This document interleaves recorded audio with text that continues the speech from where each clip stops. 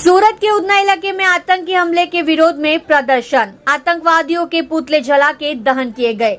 उधना में आए 3 रास्ता पर हिंदू संगठनों द्वारा पुतला दहन कार्यक्रम किया।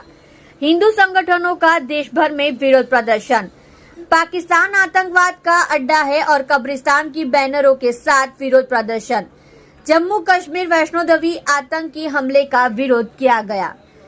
एक बार फिर मांग करे कि केंद्र सरकार आतंकवाद को खत्म करने के लिए सर्जिकल स्ट्राइक करे।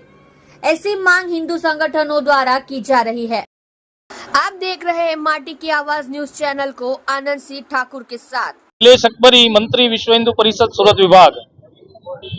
आज जे काश्मीर अंदर 9 जून रोज आतंकवादियों द्वारा जे हिंदू श्रद्धालुओं पर હુમલો કરીને નરસંહાર કરવામાં આવ્યો છે તેના વિરોધમાં બજરંગ દળ દ્વારા વિરોધ પ્રદર્શન અને મહામહિમ રાષ્ટ્રપતિ મહોદયાને આવેદનપત્ર આપીને ભારત સરકાર સમક્ષ બજરંગ દળ દ્વારા માંગ કરવામાં આવે છે કે આ પ્રકારનો આતંકવાદ છેલ્લા ઘણા વર્ષોથી પાકિસ્તાન સમર્થિત રહ્યો છે અને પાકિસ્તાન દ્વારા કાશ્મીરની અંદર ઘૂસણખોરી કરીને આતંકવાદને સમર્થન આપવામાં આવી રહ્યું છે।